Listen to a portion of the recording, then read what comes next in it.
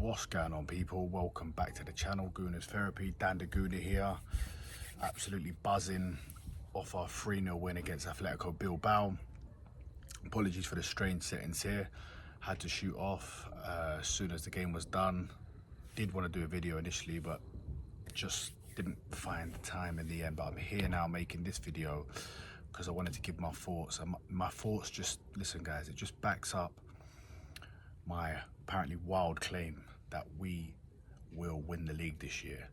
Now don't get me wrong, I've said that for the last 2 seasons, but this season I'm saying it with more confidence and more belief. And I can't understand for the love of me why people think that we won't even be in a title race, let alone perhaps win the league. Now guys, look, again, I always forget and say at the end of my videos, I'm gonna stay it now. We're a minute in and I've forgotten already, but look, please guys, like and subscribe. And the subscribers, they have been going up slowly as well. So appreciate to every one of you that has liked and subscribed. It's helping us keep on doing this, and it's giving me that confidence to go and make another video. So guys, thank you very much, but we're trying to get to 200. By the time the season starts, it's a week away. It's probably not going to happen now, but look, who knows, man, who knows? So if you could like and subscribe, really appreciate it. But anyway, Arsenal 3, Bilbao 0. Things I learned from that game was that, listen, just calm down, because even me, right, guys, as a super positive fan, I left the stadium after the Villarreal game feeling really deflated, thinking like, you know what, maybe I am too positive. You know, maybe we're not as good as I think we are, perhaps, you know, and maybe it's time for me to look at things differently. You get these sort of thoughts, and this is why when you do a match reaction, it's so good for content creators and such. And I actually went on straight after the game, not after the Villarreal game, but straight after the Bilbao game. I went on to the football terrace with Terry, so go and check that out, and I gave my thoughts and opinions, and that was right after the game, and I was extra buzzing. And I watched it back and I thought, you know, was you a bit too? And I probably was, but that's because I'm buzzing. I've just came out of the stadium, you know, we've just won 3-0. The new beer they're doing in there is really good as well. I never used to drink the beer in the Emirates because it was that Camden Ale stuff, and if anyone who's an Arsenal fan who goes to the Emirates, they'll vouch that it's dog shit in it. But Ashai is a decent beer, so I've had a couple of them, and you know, I've gone back and got that winning feeling. You know, I'm excited for the season to start. But yeah, I mean, the game just showed there were so many good points about the game. Obviously, Gyokeres, you all wanted to see that. That's what I went there on Wednesday for, and I didn't see it, and we got to see it. And listen, it was a bullet header. People said he couldn't score headers. Listen, people said Thierry Henry couldn't score headers. That's because Arsenal played it all on the ball. We were very rarely crossing it in under Arsene Wenger. And we all remember that header he scored against Manchester United. A Boué cross, 94th minute. I was at the Emirates. I was so young, but it was such a special moment. I was with my sister watching it, man. It was just one of them amazing nights you remember, you know. Boué whipped it in, Henry with the header. It was fantastic. But I think Henry got 7 headers in his whole career. Now listen, look, obviously Henry was not that sort of centre forward, but Gyokeres is. Now listen, I've not watched Sporting over and over again to say whether they were crossing in balls or not. I don't know, right? But he got like 1 header last year.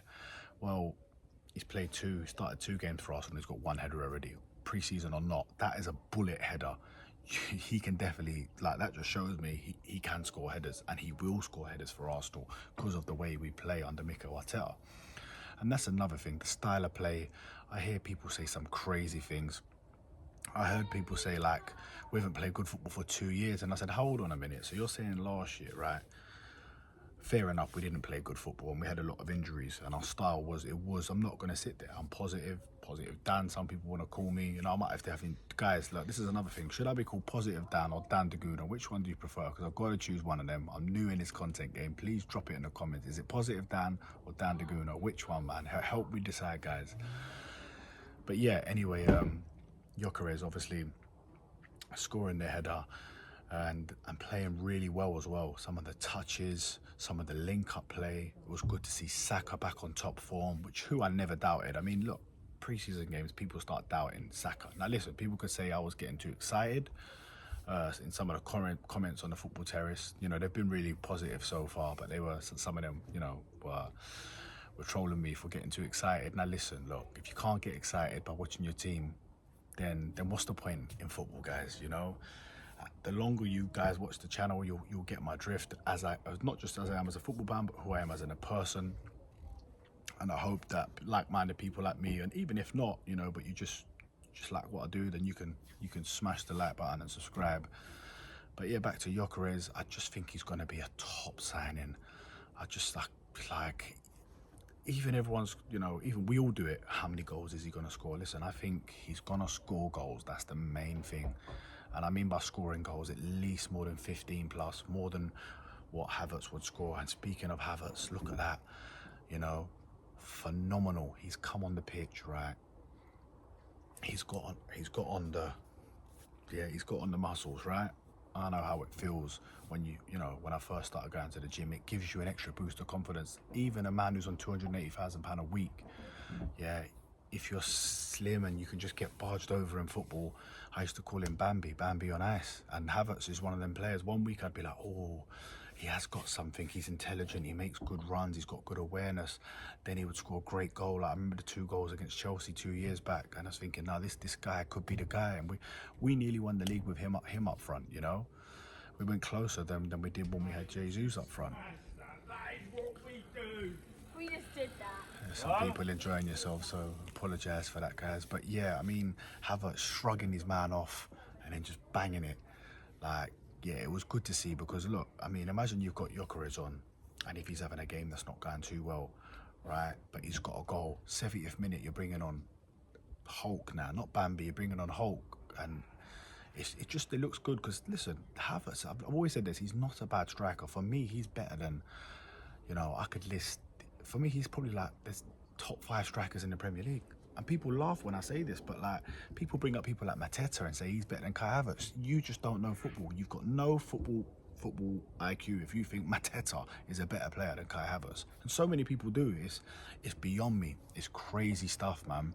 But Kai Havertz, I think, is a top striker. He's not quite elite. You know, it's not even his favourite position. I think he's one of them guys who could do a job everywhere. And I think he's going to have a big say this season. But even if we're chasing a game, guys, right? If we're chasing a game, yeah, say we're 1-0 down to West Ham at home, it's happening again, you know what I mean? And it's just not working. And then you throw Havertz on, but you leave Gyokeres on. You got Gyokeres and Havertz, 6'2", 6'4". You got Saka whipping him in. You got Madueke coming on for maybe Martinelli. So more energy. That was another thing that game showed me. We have depth. We've got so much depth now. I think we brung on Ben White is clearly let's say he's a 7 out of 10 every week, but Timber's an 8 out of 10. So we took Timber off, we brung Ben White on. That's a 7 out of 10 for an 8 out of 10, right? Or vice versa, yeah? I think we brought on Madueke for Martinelli. Now listen, they're both not good enough for me, right? But this season, who knows, innit? And if you're playing them 1 week Madueke, 1 Martinelli, and they're really pushing each other, I feel like Trossard will go. So that's why I'm going with them 2. We're all hoping we're going to get an Isaiah Rodrigo, but at this current time, even just with that, if you look at, you've got Havertz, right, a decent striker, and then you've got Gyokeres, looks like he's going to be a world-class striker, and you've got Madueke, you've got Martinelli, then on the right, obviously, you've got Saka. Now you've got the emergence of obviously Max Dalman. We didn't see in that last game, but we know how good he looks, and you've obviously got Wanyeri, who's looked really good in pre-season. So I just feel like we've got numbers now. And another position I'm going to touch on now, and let me know in the comments, guys. I need some comments from you guys. So drop the comments in. You know, the subscribers are slowly building. Need some more comments from you guys. Just let me know, Calafiori or Skelly, because I'm saying that first 11, I'm saying Calafiori, I'm saying that first 11 for me has to start at Old Trafford. And Calafiori, I would be starting. You know, he's an Italian international.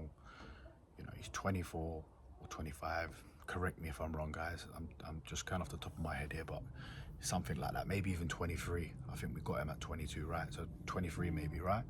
But he's not. Listen, there are suspects attributes about him with his defensive work, but he's strong, he's physical, he's a man, guys. Yeah, right. Skelly's been great and he was phenomenal, and he scored his England debut. He scored the goal against City, give the Haaland celebration and all of that, and it was fantastic. But I just think if you're going to be going for a league title in these big games, Old Trafford away, I think you start your strongest defence, the proper men, right? Timber, Calafiori, Saliba, Gabriel, and I'm not saying Skelly's not going to play. Definitely play him certain games at home, or if you want to play more inverting, because there's another thing I'm going to touch in.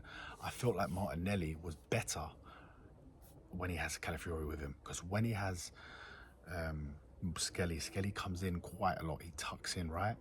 And then he's left exposed and he's on his own, Martin, and he has to do a lot of work. But another thing that was good was that we played quite a lot down the left in that game, and it wasn't just all down on Saka's side. Because I feel sorry for Saka sometimes. It's just all down on the right, and it's not fair on Martinelli. He's not getting enough of the ball, and it's not fair on Saka because he's been asked to do too much.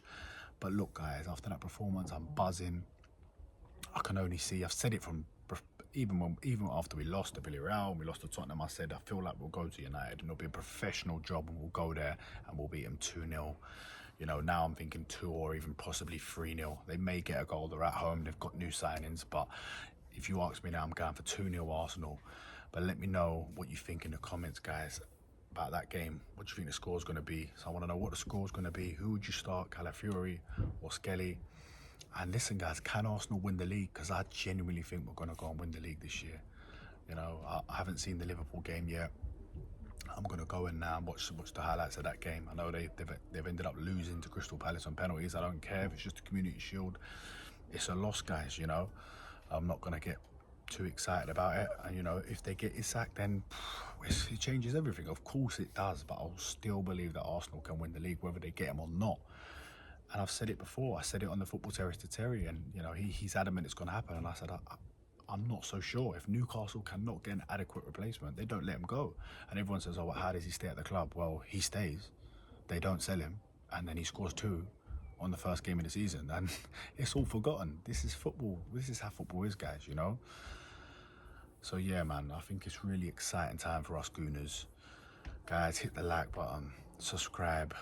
And I'll be back. Me and Dan are going to be going live, doing match reactions after the games. If it ain't on our channel, it'll be on the Football Terrace. Keep your eyes peeled, and yeah, man, thanks a lot. I just want to say thanks to everyone who's been subscribing lately. There's only, you know, it's not been loads, but it's been more than it was. So yeah, we really appreciate that, man. But yeah, man, big yourself up, everyone. And Gooners, listen, you heard it here, yeah? We're gonna win the league. 2025-26, we're gonna be Premier League champions.